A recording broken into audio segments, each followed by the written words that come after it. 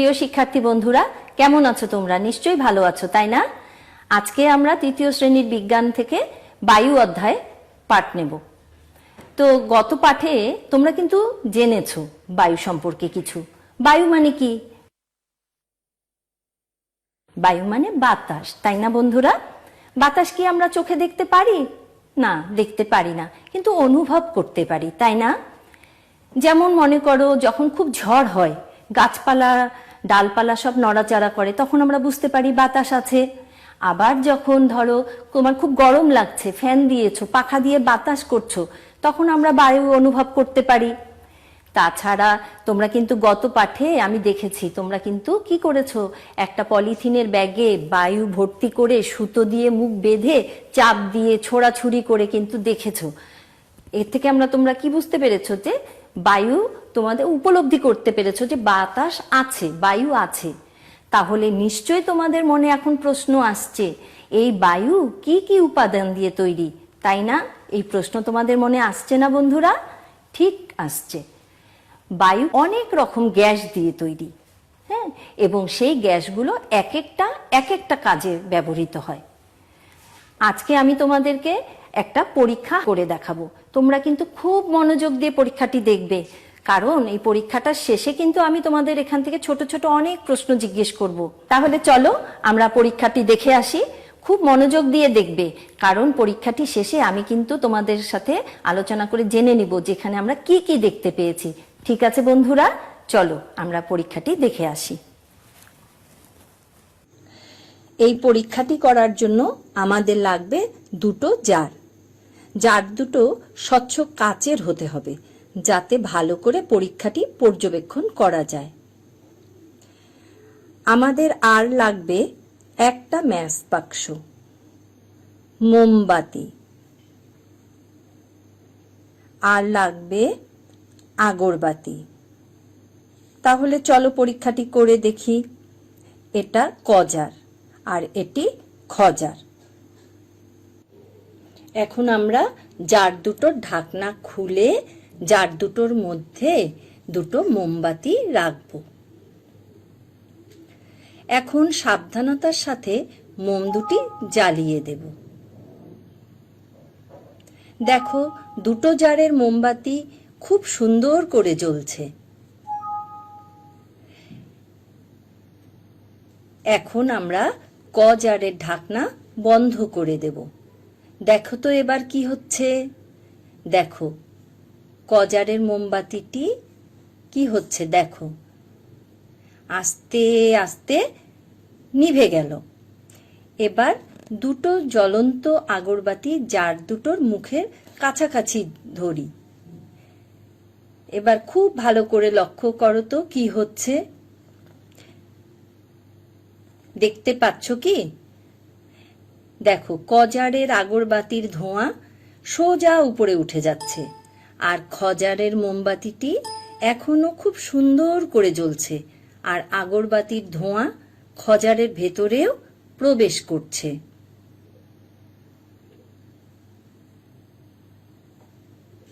শিক্ষার্থী বন্ধুরা, দেখেছো তো পরীক্ষাটি? একটু চিন্তা করে বলো তো, প্রথমে যে আমি মোমবাতিগুলো জ্বালিয়েছিলাম দুটো জারে, কি পরিবর্তন হয়েছিল? একটু চিন্তা করো। হ্যাঁ, ঠিক বলেছ, কজারের মোমবাতিটি কিন্তু নিভে গিয়েছিল। কেন নিভে গিয়েছিল? হ্যাঁ, ঠিক বলেছ, কারণ আমি কজারের ঢাকনাটা কিন্তু বন্ধ করে দিয়েছিলাম। খজারের মোমবাতিটি কিন্তু শেষ পর্যন্ত জ্বলছিল, তাই না? তাহলে একটু চিন্তা করো তো, কেন কজারের মোমবাতিটি নিভে গেল আর খজারের মোমবাতিটি কেন জ্বলছিল? চিন্তা করে কিছু পেলে? হ্যাঁ, ঠিক বলেছ, আমি কিন্তু কজারের ঢাকনাটা বন্ধ করে দিয়েছিলাম। আচ্ছা, বন্ধ করে দেওয়াতে কেন এটা নিভে গেল? নিশ্চয়ই কোনো কারণ তো আছে, তাই না? হ্যাঁ, ঠিক ধরেছ। তাহলে শিক্ষার্থী বন্ধুরা, আমরা এই পরীক্ষাটাই থেকে এতটুকু তো বুঝতে পেরেছি যে বায়ুতে যে উপাদান আছে তার নাম অক্সিজেন, একটি উপাদানের নাম, যেটার সাহায্যে আগুন জ্বলতে সাহায্য করে। যেহেতু খজারে বাতাসটা আসা যাওয়া করছিল, অক্সিজেনটা আসছে যাচ্ছে, সেই কারণে কিন্তু খজারের আলোটা জ্বলেছিল, মোমবাতিটা জ্বলছিল। আর খজারে যেহেতু বাতাস ঢুকতে পারছে না, বায়ুর যে অক্সিজেন যে উপাদান সেটা যেতে পারছে না, সেই কারণেই কিন্তু মোমবাতিটি নিভে গিয়েছিল। তারপরে কি করেছিলাম, আমরা যে আগরবাতি জ্বালিয়ে কজারের উপর ধরেছিলাম এবং খজারের উপর ধরেছিলাম, কজারের আগরবাতির ধোঁয়া কোন দিকে যাচ্ছিল একটু চিন্তা করো তো। হ্যাঁ, ঠিক বলেছ, কজারের আগরবাতির ধোঁয়া কিন্তু ওপরের দিকে যাচ্ছিল। কেন যাচ্ছিল একটু চিন্তা করে দেখো। ঠিক ধরেছ, কারণ কজারের ঢাকনাটা বন্ধ ছিল, সেখানে বায়ু ঢুকতে পারছিল না, আর বায়ু ঢুকতে না পারার কারণে সেখানে অক্সিজেনও যাচ্ছিল না, তাই কিন্তু কজারের মোমবাতিটিও নিভে গিয়েছিল, আর বায়ু ভেতরে যাচ্ছিল না জন্য আগরবাতির ধোঁয়া কিন্তু ওপরের দিকে চলে যাচ্ছিল। এবং খজারের আগরবাতির ধোঁয়াটা কোন দিকে যাচ্ছিল, খজারের আগরবাতির ধোঁয়া ওপরেও যাচ্ছিল, আবার জারের ভেতরেও কিন্তু ঢুকছিল। কেন ঢুকছিল বন্ধুরা একটু চিন্তা করো তো। হ্যাঁ, ঠিক ধরেছ, কারণ খজারের ভেতরে বায়ু প্রবেশ করছিল, আর বায়ুর একটি উপাদান অক্সিজেন, সেই অক্সিজেন জারে প্রবেশ করছিল, সেই কারণে কিন্তু খজারের মোমবাতিটা শেষ পর্যন্ত জ্বলছিল। তাহলে বন্ধুরা একটু চিন্তা করো তো, এই পরীক্ষাটা থেকে আমরা কি সিদ্ধান্তে আসতে পারি। হ্যাঁ, ঠিক ধরেছ, এই পরীক্ষাটা থেকে আমরা এইটুকু সিদ্ধান্তে আসতে পারি যে বায়ুর একটি উপাদান হচ্ছে অক্সিজেন, যেটা না হলে কিন্তু আগুন জ্বলবে না, আর অক্সিজেন থাকলে আগুন জ্বলবে। তাহলে আমরা এটুকু বলতে পারি যে বায়ুর উপাদান অক্সিজেন আগুন জ্বালাতে সাহায্য করে। ঠিক আছে বন্ধুরা, তোমরা খাতায় এই কথাটি লিখে নাও যে বায়ুর উপাদান অক্সিজেন আগুন জ্বালাতে সাহায্য করে। বুঝতে পেরেছো বন্ধুরা? এই পরীক্ষাটা কিন্তু তোমরা চাইলে বাড়িতেও করতে পারবে, তবে খুব সাবধান, একা কিন্তু করা যাবে না, বাবা মাকে সাথে নিয়ে কিন্তু এই পরীক্ষাটি করবে। খুব সহজ। আর একটা পরীক্ষাও তোমরা করে দেখতে পারো, একটা মোমবাতি জ্বালিয়ে গ্লাস দিয়ে ঢেকে দেবে, দেখবে কিছুক্ষণ জ্বলে নিভে যাচ্ছে। কেন বলো তো? গ্লাসের ভেতরে যে অক্সিজেনটুকু ছিল সেটু যতক্ষণ থাকবে ততক্ষণ কিন্তু মোমবাতিটি জ্বলবে। তোমরা এই পরীক্ষাটা কিন্তু অনেক সহজ, তোমরা চাইলে কিন্তু বাড়িতে করতে পারো, তবে একা কিন্তু করা যাবে না, বাবা মাকে সাথে নিয়ে কিন্তু এই পরীক্ষাটি করবে। আর যখন স্কুল খুলবে, স্কুলে গিয়ে কিন্তু তোমার বিজ্ঞান শিক্ষকের সহায়তায় এই পরীক্ষাটা কিন্তু তুমি করতে পারবে। তাহলে চলো শিক্ষার্থী বন্ধুরা, দেখি আমাদের বিজ্ঞান বইয়ে কি আছে। 38-39 পৃষ্ঠাটা চলো সবাই মিলে খুলি, দেখি এখানে কি আছে। শিক্ষার্থী বন্ধুরা, নিশ্চয়ই তোমরা বই খুলেছো। দেখো তো, আমাদের 39 পৃষ্ঠায় কিন্তু সার সংক্ষেপ আছে না? চলো তো আমরা এটা একটু পড়ে নিই।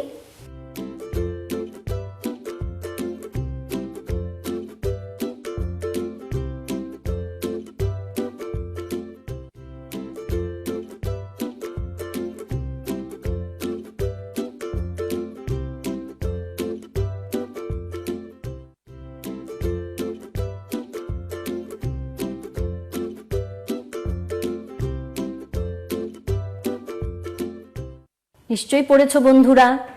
আচ্ছা, এবার বলো তো, এই যে খজার, আমরা যে পরীক্ষাটি দেখেছি, এই যে বইয়ের মধ্যেও আছে, দেখো খজারের বোতলের মুখটি খোলা, তাহলে খজারের মোমবাতিটি কেন জ্বলছিল?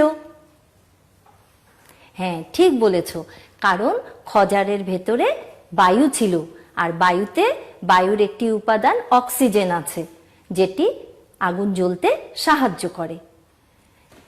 তারপরে এই যে কজারের যে ঢাকনাটা বন্ধ করে দিয়েছিলাম, দেখো তোমাদের এখানে সেটারও ছবি দিয়েছে। তাহলে এখানে কি হয়েছিল? হ্যাঁ, এখানে বায়ু কিন্তু ভেতরে প্রবেশ করতে পারছিল না, তার মানে অক্সিজেনও যাচ্ছিল না। এছাড়াও কিন্তু এখানে আর একটা গ্যাস বেড়ে গিয়েছিল, বলো তো সেটা কি? একটু চিন্তা করে। এই জারের মধ্যে কিন্তু কার্বন ডাই অক্সাইড গ্যাসটা বেড়ে গিয়েছিল।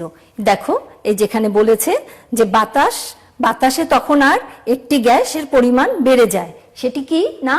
Carbon die oxide. এটাও কিন্তু বায়ুর একটি উপাদান। এছাড়া অক্সিজেন এবং কার্বন ডাই অক্সাইড ছাড়া আর কি কি উপাদান আছে বায়ুতে, বলো তো দেখি। হ্যাঁ, ঠিক বলেছ, বায়ুতে অক্সিজেন কার্বন ডাই অক্সাইড ছাড়াও নাইট্রোজেন, জলীয় বাষ্প ইত্যাদি আরো অনেক উপাদান রয়েছে। তাহলে আমরা তো এতক্ষণ সারসংক্ষেপটা পড়ে নিয়েছি, তাই না? পরীক্ষাটাও দেখেছি। চলো তো এই শূন্যস্থানটা আমরা পূরণ করতে পারি কিনা একটু দেখি। দেখো, প্রথমে বলেছে কতে বাতাসে বিভিন্ন ধরনের ড্যাশ রয়েছে। তোমরা তো এতক্ষণ এটা পড়েছো। কি রয়েছে বাতাসে বিভিন্ন রকমের?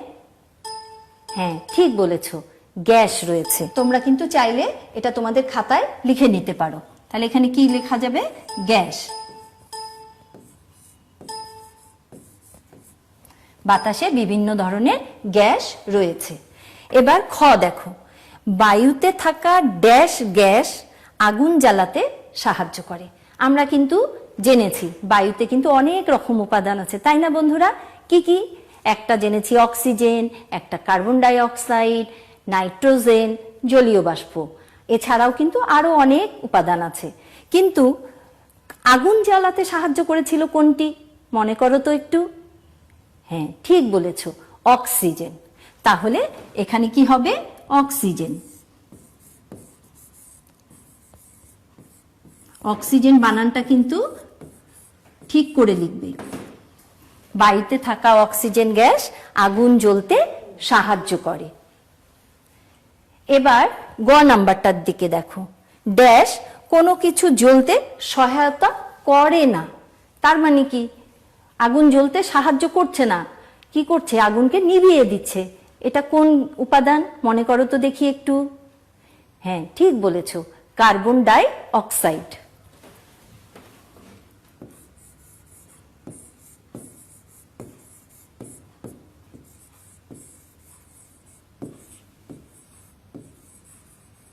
Carbon die oxide. তাহলে কি হলো? কার্বন ডাই অক্সাইড কোনো কিছু জ্বলতে সহায়তা করে না, সাহায্য করে না। এবার দেখি শেষে, বায়ুতে oxygen, carbon die oxide, dash dash ইত্যাদি থাকে। তাহলে অক্সিজেন আর কার্বন ডাই অক্সাইড ছাড়া আরো কিন্তু দুটো উপাদানের নাম আমরা কিন্তু জেনেছি সারসংক্ষেপ থেকে, তাই না বন্ধুরা? একটু মনে করো তো। হ্যাঁ, ঠিক ধরেছ। একটা হচ্ছে কি? নাইট্রোজেন, আর একটা কি? জলীয় বাষ্প। তাহলে আমরা এখানে কি লিখবো? নাইট্রোজেন।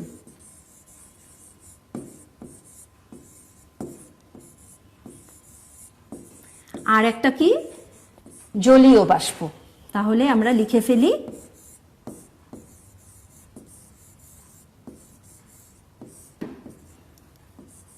জলীয় বাষ্প। তাহলে লিখেছো তো শিক্ষার্থী বন্ধুরা তোমরা খাতার মধ্যে? ঠিক আছে। তাহলে আজকে আমরা কি পড়লাম একটু চলো তো মনে করি। আমরা কিন্তু আজকে জেনেছি বায়ুতে কি কি উপাদান আছে। অনেকগুলো উপাদানের আমরা নাম কিন্তু আজকে জানতে পেরেছি, যে বায়ুতে oxygen, carbon die oxide, nitrogen, জলীয় বাষ্প এইসব উপাদান আছে। আর কি জেনেছি? যে বায়ুর যে উপাদান অক্সিজেন, এটা ছাড়া আগুন কোনোভাবেই জ্বলবে না, তাই না? তাহলে আগুনকে জ্বলতে সাহায্য করে বায়ুর কোন উপাদান? অক্সিজেন। এবং কোন উপাদানটা বেশি হয়ে গেলে আগুন জ্বলবে না, নিভে যাবে? Carbon die oxide. তাহলে আমরা কিন্তু শূন্যস্থান পূরণের মাধ্যমে আমাদের পাঠটা কিন্তু ভালোভাবে বুঝতে পেরেছি, তাই না? চলো আমরা বাড়ির কাজ নিয়ে নেই। আমাদের দুটো ছোট্ট প্রশ্নের উত্তর লিখতে হবে। 1 নম্বর, বায়ুর 4টি উপাদানের নাম লিখো। এবং 2 নম্বর, বায়ুর কোন গ্যাস আগুন জ্বলতে সাহায্য করে। শিক্ষার্থী বন্ধুরা অবশ্যই কিন্তু বাড়ির কাজটি একটি খাতার মধ্যে সুন্দর করে করবে। তার সাথে কিন্তু বাবা মার সহায়তায় ওই পরীক্ষাটাইও কিন্তু তোমরা হাতে কলমে করবে, ঠিক আছে? এবং স্কুল খোলার পরে বিষয় শিক্ষককে কিন্তু তুমি এই প্রশ্নের উত্তর দুটো অবশ্যই দেখাবে, ঠিক আছে? আজকে এই পর্যন্তই। ভালো থেকো, সুন্দর থেকো। সবাইকে ধন্যবাদ।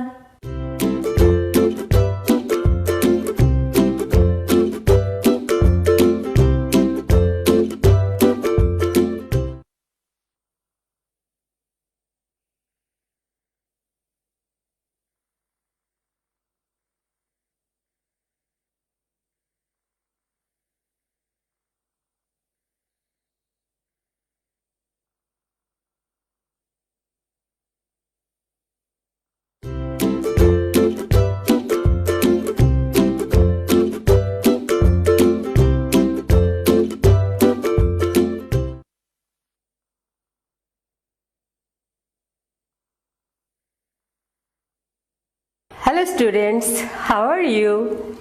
I'm fine. I hope you are fine and you stay at home. Okay students? Okay, let's start our class. At first, I'm going to show you something. For this, I'm drawing something.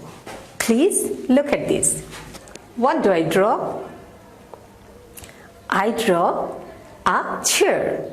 I draw chair. Okay? Good. Chair আমরা কেন ব্যবহার করি বলো তো? বসার জন্য.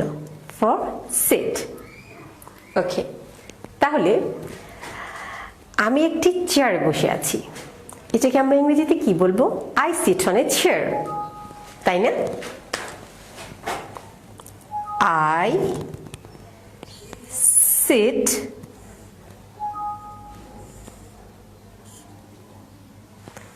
on a chair.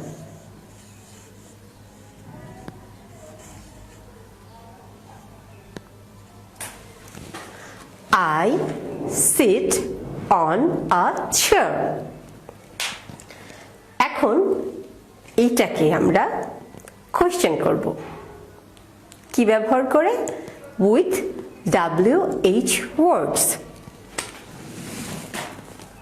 WH words WH words আমরা question করব WH words ব্যবহার করে WH words গুলো কোয়েশ্চেন ব্যবহার করার ক্ষেত্রে এখানে আমরা ব্যবহার করব সেটি হচ্ছে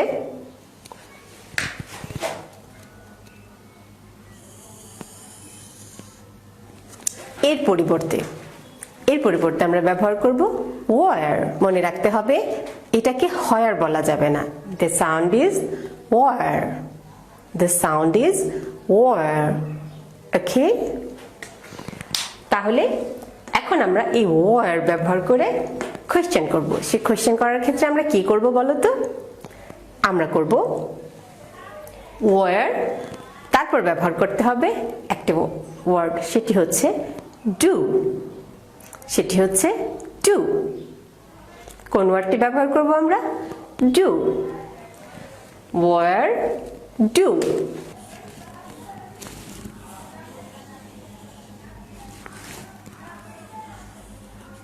where do okay তাহলে আমাদের কোশ্চেনটা কি দাঁড়াচ্ছে কোশ্চেন দাঁড়াচ্ছে where do I sit I repeat where do I sit I sit on a chair এটার জন্য আমরা লিখলাম where do I sit please repeat after me where do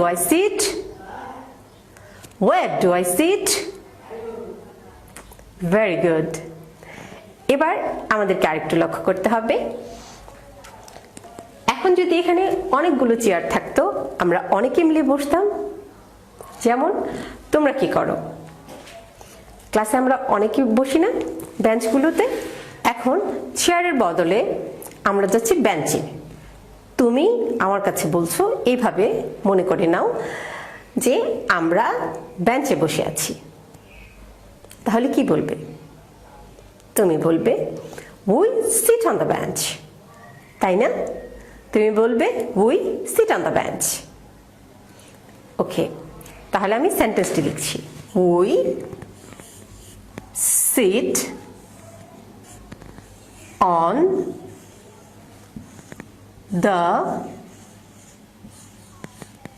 bench we sit on the bench এবার আমরা যে কাজটি করব তা হচ্ছে ওই on the bench কে আমরা বাদ দিয়ে কোশ্চেনটি করব তো on the bench যদি আমরা বাদ দিতে যাই কি করব আগের মতো where do we sit very good আমাদের বলতে হবে where do we sit again where do we sit the question is where do we sit where do we sit very good এখন ধরো আগে আমি বলেছিলাম I sit on the chair, তাই না? তো সেক্ষেত্রে তুমি যদি আমাকে প্রশ্নটি করতে, কি করতে? তুমি আমাকে প্রশ্নটি এভাবে করতে, ওয়ার ডু ইউ সিট, তাই না? ঠিক তাই। তাহলে আমরা আরেকটা প্রশ্নের ফরম্যাট দেখে নিই। দেখো, আমি আমার হাতে দুটো ডল নিয়েছি, ঠিক আছে? এখন এই ডলগুলোকে আমি চেয়ারে বসালাম। ওকে, আমরা এই ডলগুলোকে চেয়ারে বসাচ্ছি। গুড। সেক্ষেত্রে তোমাদের উদ্দেশ্য করে আমি প্রশ্নটি এভাবে করছি, where do they sit? Where do they sit? Okay, কারণ ওরা চেয়ারে বসেছিল, তখন আমরা সেন্টেন্সটা কি বলেছিলাম? আমরা বলতে পারছি they sit on the chair, they sit on the chair. আর প্রশ্নটা হচ্ছে তোমাদের জন্য, যখন আমি প্রশ্ন করছি তখন আমি কিভাবে করলাম, ওয়ার ডু দে সিট, তাই না? চলো তাহলে আমরা 4টি প্রশ্ন লিখে নিই। আমাদের প্রথম প্রশ্নটি ছিল ওয়ার ডু আই সিট। এরপর আমরা বলেছিলাম war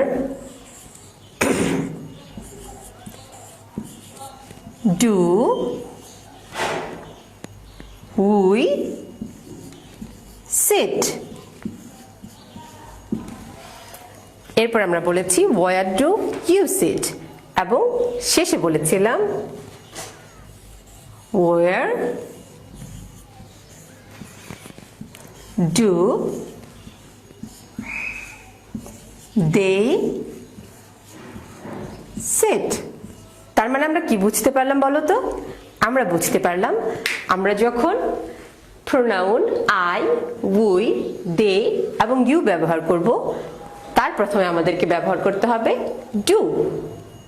okay, pronoun I, we, they, you, এর প্রথমে আমরা ব্যবহার করব ডু। WH ওয়ার্ডের পর আমাদের কি ব্যবহার করতে হবে? ডু। এবার আমরা যে কাজটি করব তা হচ্ছে, ধরো তুমি কোনো একটা পার্টিতে গেছো বা অনুষ্ঠানে গেছো, সেখানে অনেক লোকজন আছে। তুমি কি সবাইকে চেনো? চিনতেও পারো, আবার নাও পারো। সেক্ষেত্রে ধরো সেখানে আমিও আছি, আমি নিজেকেই নিজে প্রশ্ন করছি, এই পার্টিতে বা এই অনুষ্ঠানে আমি কাকে চিনি? ঠিক তাই, আমি কাকে চিনি? সেক্ষেত্রে আমার প্রশ্নটি কি দিয়ে হবে বলো তো? হ্যাঁ, আমাদের প্রশ্নটি হবে হু দিয়ে। আমাদের WH ওয়ার্ড হচ্ছে তখন হু। ওকে, আর আমরা আগেই বলেছিলাম নিজের ক্ষেত্রে মানে আই এর আগে কি হবে? ডু। তাহলে প্রশ্নটি হচ্ছে who do I know? Who do I no? Very good, খুবই ভালো। এবার এই যে লোকজন আছে এর মাঝখান থেকে তুমি কাকে চেনো সেজন্য প্রশ্ন করছি, তখন কি হবে? Who do you know? Okay, very good. এবার আমি জানতে চাচ্ছি আমরা দুজনেই কাকে চিনি বা আমরা তিনজন কাকে চিনি? সেক্ষেত্রে প্রশ্নটি হবে who do we no? Who do we know? এরপর আমরা না, অন্যরা কাদেরকে চেনে? সেক্ষেত্রে অনেক লোকজনের ক্ষেত্রে আমরা যদি বলি তাহলে কি হবে? তখন হবে who do they know? Who do they know? Okay, very good. তাহলে কোশ্চেনগুলো আমরা লিখে নিচ্ছি। Who do I know? Who do I know? Who do you know?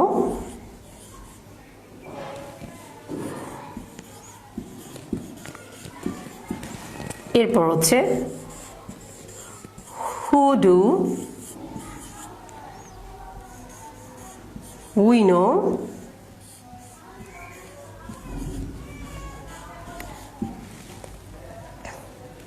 এরপর হচ্ছে who do they no?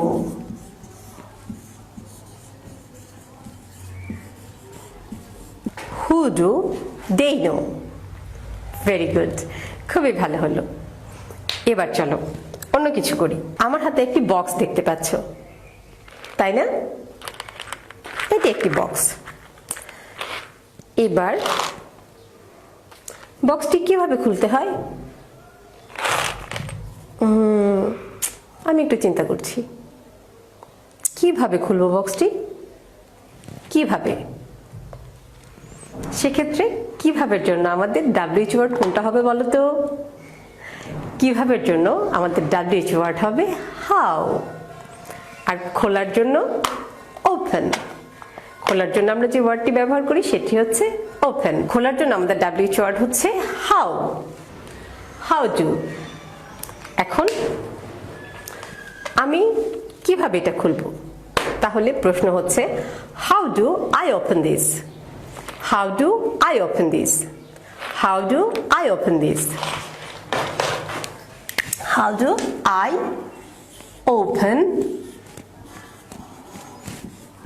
This? এবার ও এটা ওপেন করার ব্যাপারে আমাকে প্রশ্ন করছে। কি বলছো তুমি বলো? ও বলছে দেখো how do you open this? ও এটা হাতে নিয়ে আমাকে বলছে how do you open this? How do you open this?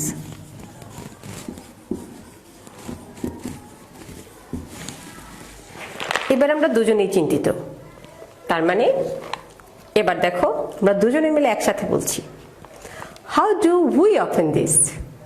How do we open this? How do we open this? এবার আমি আর খুলতে চাইছি না, আমি চাইছি এবার দেখো ওরা কিভাবে খুলবে তা নিয়ে আমি চিন্তা করছি। আমি ওদের জন্য প্রশ্ন করছি how do they open this? How do they open this? How do they open this? How do they open this? How do they open this? How do they open this? Okay, how do they open this. এতক্ষণ আমরা যে ওয়ার্ডগুলো ব্যবহার করলাম pronoun, সেগুলো ছিল I, we, you এবং দে। ওকে, নাও I'm going to do something different. That is, I want to use she or he. Now, এবার কিন্তু আমি আছি না, দেখো ওকে দিয়ে আমি কিছু করাচ্ছি। She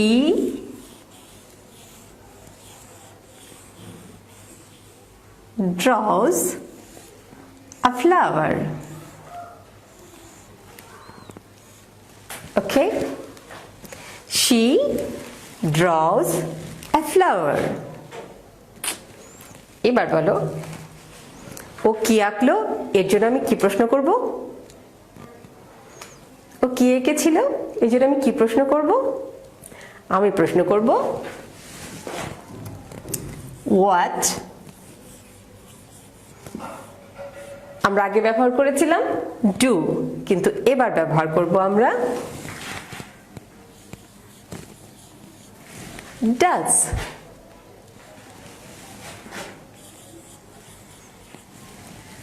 What does? What does she draw?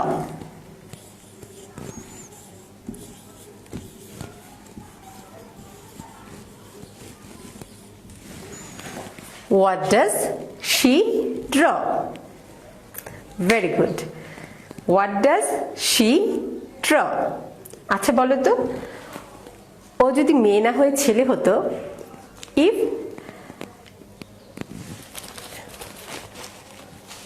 এখানে যদি মেয়ে না হয়ে ছেলে হতো তখন আমরা কি করতাম বলো তো? তখন আমরা ব্যবহার করতাম হি, তাই না? অফকোর্স।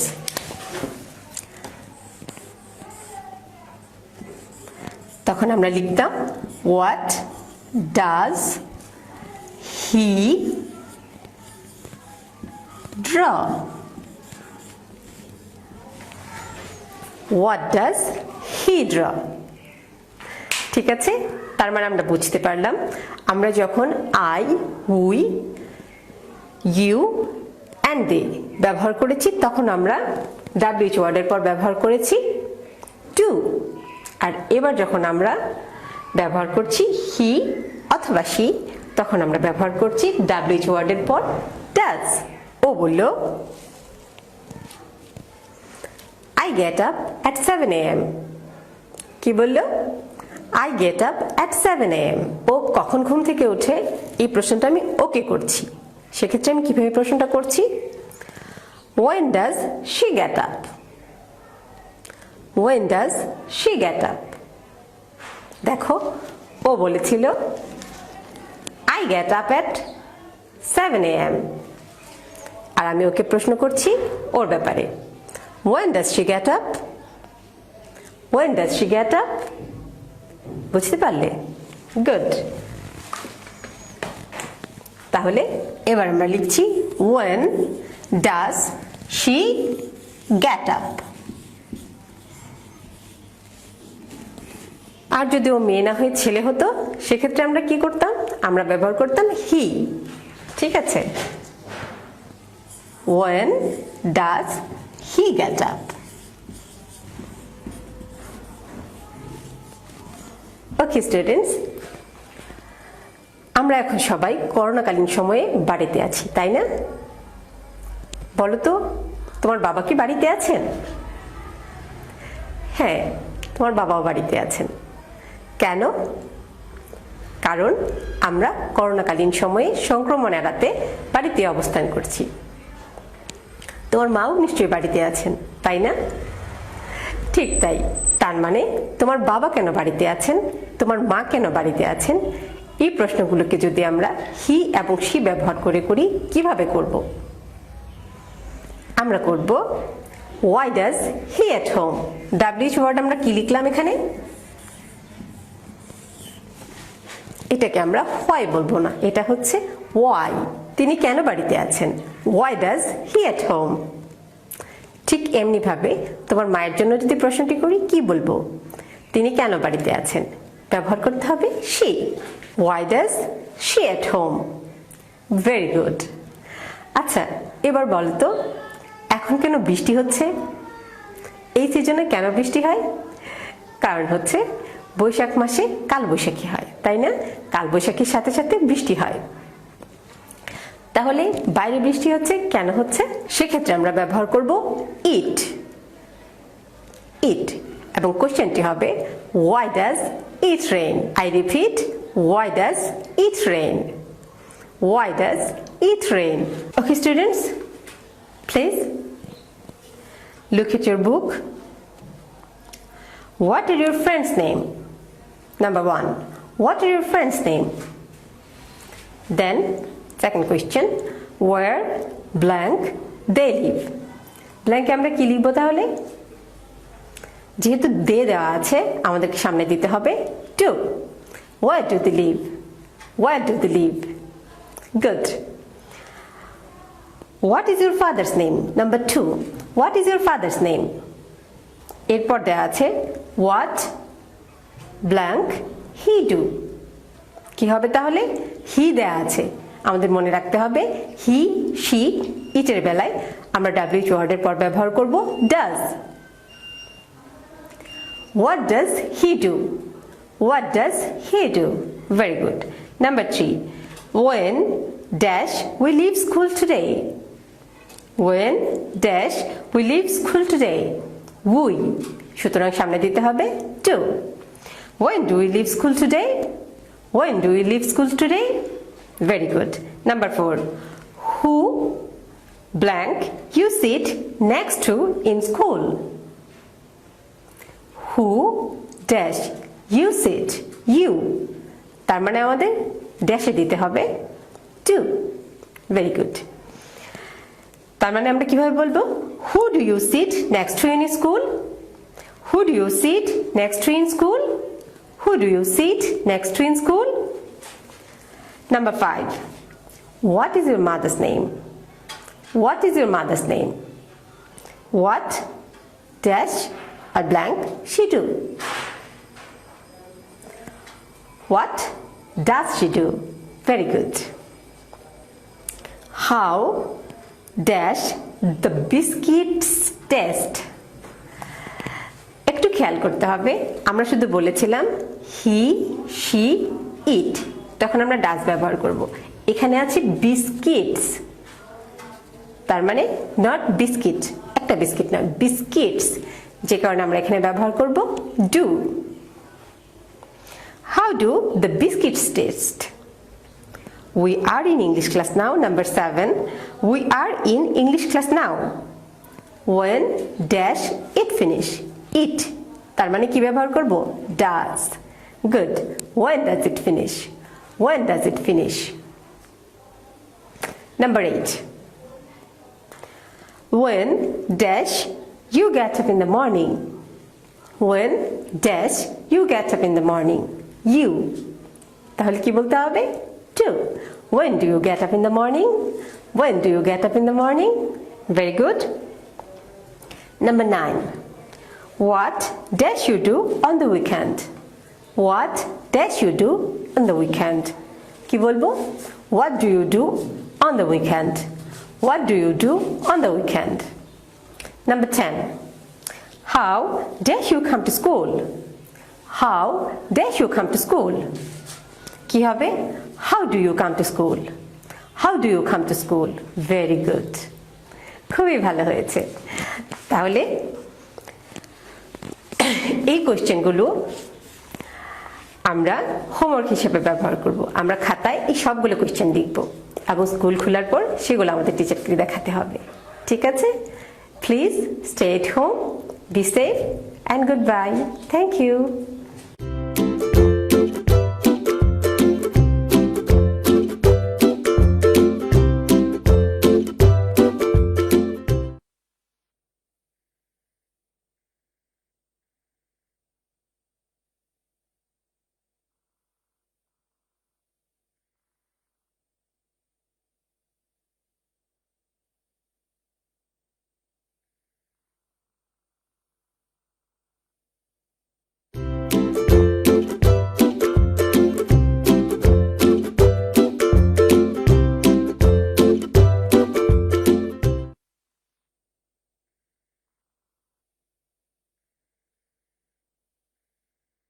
প্রিয় শিক্ষার্থী বন্ধুরা, কেমন আছো তোমরা?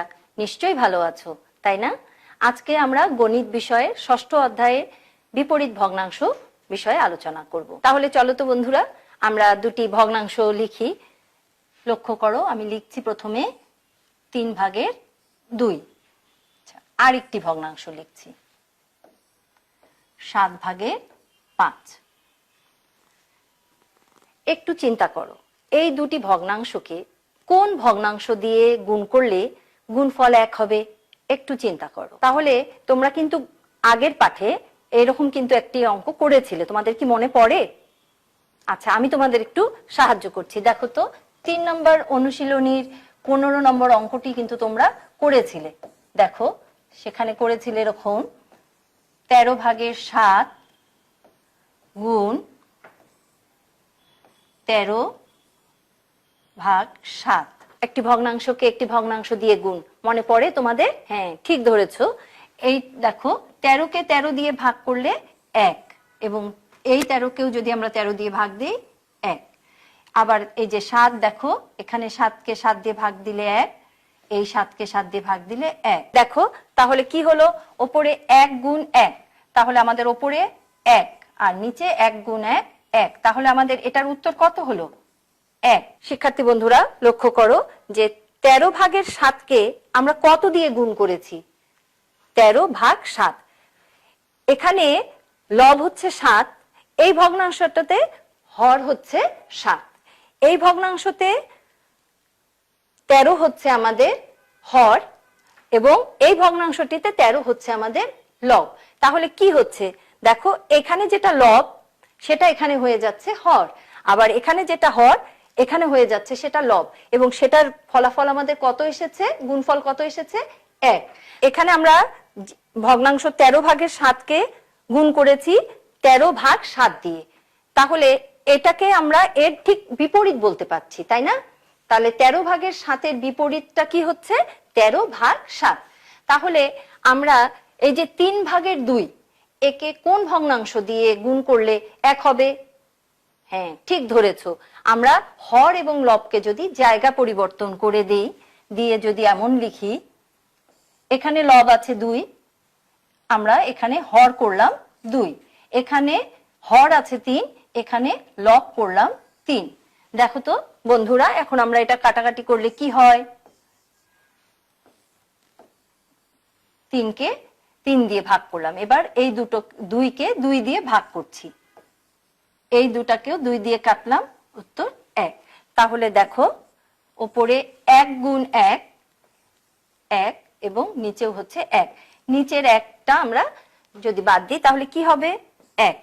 আমাদের 3-এর 2 কে যদি 3 ভাগের 2 দিয়ে গুণ করি তাহলে আমাদের গুণফল আসবে 1।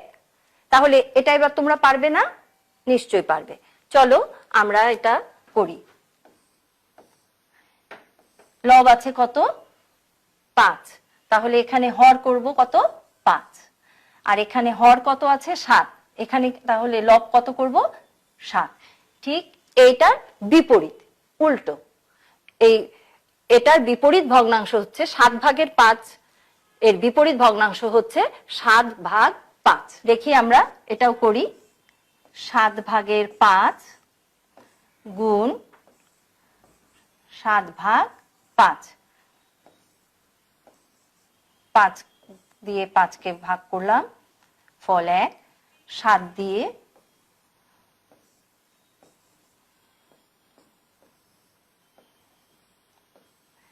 তাহলে আমাদের ফলাফল কত আসলো? 1। লক্ষ্য করো বন্ধুরা, এখানে আমরা 7 ভাগের 5 এই ভগ্নাংশটিকে কোন ভগ্নাংশ দিয়ে গুণ করেছি? লক্ষ্য করো, 7 ভাগ 5, এবং এটার গুণফল কত এসছে? 1। তাহলে 7 ভাগের 5, একটু লক্ষ্য করো, এখানে লব হরের জায়গায় এবং হর লবের জায়গায় স্থানটা পরিবর্তন হয়েছে। তাহলে 7 ভাগের 5 এর বিপরীত ভগ্নাংশ আমরা বলতে পারি 7 ভাগ 5। এটি হচ্ছে আমাদের 7 ভাগের 5 এর বিপরীত ভগ্নাংশ। শিক্ষার্থী বন্ধুরা, আমাদের পাঠ্য বইয়ের 54 পৃষ্ঠায় দেখো, ঠিক এই দুটি ভগ্নাংশই কিন্তু দেয়া আছে, এবং আমরা কিন্তু দেখেছি যে কিভাবে বিপরীত ভগ্নাংশ হবে। কোনো ভগ্নাংশকে যে ভগ্নাংশ দিয়ে গুণ করলে গুণফল 1 হবে, সেটি হচ্ছে ওই ভগ্নাংশটির বিপরীত ভগ্নাংশ। তাহলে আমরা একটু খাতায় লিখে ফেলি। শিক্ষার্থী বন্ধুরা, আমরা কিন্তু এটা খাতায় লিখে ফেলবো। কি আছে দেখো, একটি সংখ্যা বা একটি ভগ্নাংশ অপর একটি সংখ্যার বা একটি ভগ্নাংশের বিপরীত বলা হয় যদি দুইটির গুণফল 1 হয়। তাহলে তোমরা এটি খাতায় লিখে ফেলো, তোমাদের বইয়েও কিন্তু এটা আছে, লিখেছো? এবার দেখো আমরা কি করেছিলাম, ভগ্নাংশের লব ও হর স্থান পরিবর্তন করলে বিপরীত ভগ্নাংশ পাওয়া যায়। মনে আছে না তোমাদের? 3-এর 2, এটার স্থান পরিবর্তন করে আমরা কি লিখেছিলাম? 3 ভাগ 2। হর এবং লবে স্থান পরিবর্তন করেছিলাম। ঠিক আরেকটি কি করেছিলাম? 7 ভাগের 5, এর বিপরীত কি লিখেছিলাম? 7 ভাগ 5। তাহলে দেখো এখানে একটা লাল বৃত্ত দেখতে পাচ্ছ, এটা আছে কি? লব। আর হর আছে দেখো সবুজ একটি ত্রিভুজ আকৃতির। এখানে দেখো এর বিপরীত ভগ্নাংশটা কি দেখানো হয়েছে? এই যে লাল বৃত্তটি যেটা লব ছিল, এখানে সেটা কি হয়ে গেছে? হর। এবং এখানে যেটা হর ছিল সবুজ বৃত্ত, এটা কিন্তু বিপরীত ভগ্নাংশতে গিয়ে এটা হয়ে গেছে লব। তাহলে আমরা কি বলবো? ভগ্নাংশের লব ও হর স্থান পরিবর্তন করলে বিপরীত ভগ্নাংশ পাওয়া যায়। শিক্ষার্থী বন্ধুরা, আমরা আমাদের পাঠ্য বইয়ে 54 পৃষ্ঠায় যে বিপরীত ভগ্নাংশগুলো আছে, চলো এবার তাহলে 2-1টা করে ফেলি। শিক্ষার্থী বন্ধুরা, আমাদের 54 পৃষ্ঠার 4 নম্বর অনুশীলনীটিতে দেখো বিপরীত ভগ্নাংশ লিখতে বলেছে। এখন আমরা কিন্তু সূত্রটি পেয়ে গেছি কিভাবে বিপরীত ভগ্নাংশ আমাদের বের করতে হয়। তাহলে দেখো এখানে আমি 2 নম্বরটি দেখাচ্ছি, লক্ষ্য করো বন্ধুরা, কি আছে 2 নম্বর ভগ্নাংশটি? 9 ভাগের 4। 9 ভাগের 4। তাহলে এর বিপরীত ভগ্নাংশ আমরা কিভাবে বের করব? এমন একটা ভগ্নাংশ নেব যা গুণ করলে গুণফল আমাদের 1 হয়, এবং এটা খুব সহজ একটা বুদ্ধি আমরা শিখে ফেলেছি। হর এবং লব জায়গা পরিবর্তন করলেই আমরা কিন্তু বিপরীত ভগ্নাংশটি পেয়ে যাচ্ছি। তাহলে দেখো আমরা দেখি যে 9 ভাগের 4 গুণ 9/4। এটা দেখি তো গুণ করলে আমাদের গুণফল 1 হয় কিনা। তাহলে আমাদের এটার গুণফল হয়ে গেল 1। তাহলে আমরা 9/4 এর বিপরীত ভগ্নাংশ কত হবে? এর বিপরীত ভগ্নাংশ হবে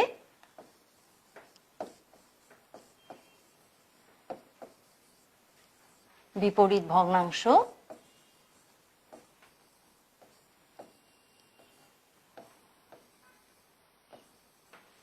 9/4। শিক্ষার্থী বন্ধুরা, আমরা আরেকটি সমাধান করি, দেখি 3 নাম্বারটা কি আছে। 3/1। তাহলে আমরা কিন্তু শিখে গেছি কিভাবে বিপরীত ভগ্নাংশ বের করতে হয়। তাহলে আমাদের আর এটা গুণ করে গুণফল 1 করার দরকার নেই। তাহলে আমরা কি লিখতে পারি? 3/1 এর বিপরীত ভগ্নাংশ, এর বিপরীত ভগ্নাংশ 3/1 এর বিপরীত ভগ্নাংশ আমাদের হবে কত? দেখো এখানে 1 কি আছে?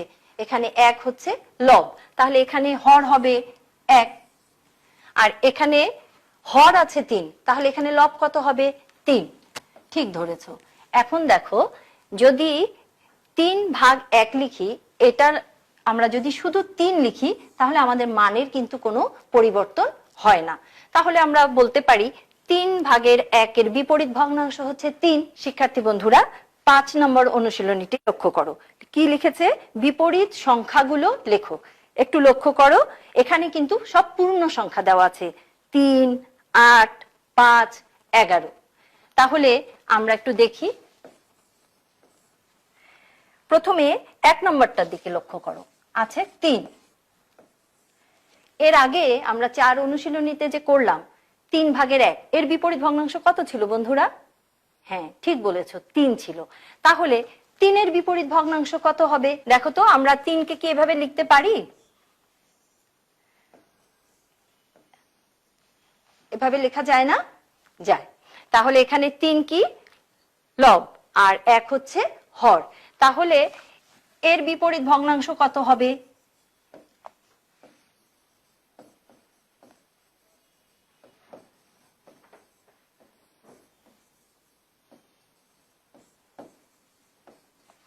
এর বিপরীত ভগ্নাংশ হবে 3/1।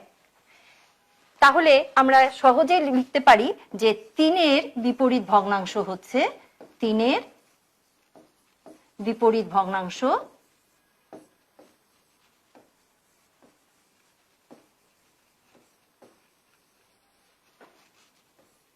3/1।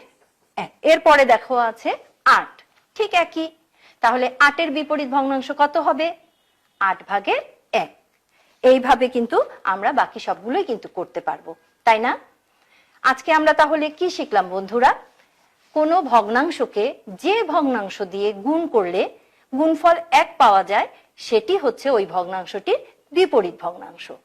সব থেকে সহজ উপায় কি? যে ভগ্নাংশটির হর লব যদি জায়গা পরিবর্তন করে, হর হয়ে যাবে লব, লব হয়ে যাবে হর, তাহলে সেটি হবে তার বিপরীত ভগ্নাংশ। চলো আমরা আরেকটি করি সমাধান। কোনটি করতে চাও? দেখো ওখানে 8 আছে, 5 আছে, 11 আছে। তাহলে আমরা শেষেরটা করি, 11। তাহলে 11-র বিপরীত ভগ্নাংশ কি হবে বন্ধুরা? ঠিক ধরেছো, 11-র বিপরীত ভগ্নাংশ হবে, 11 এর বিপরীত ভগ্নাংশ হবে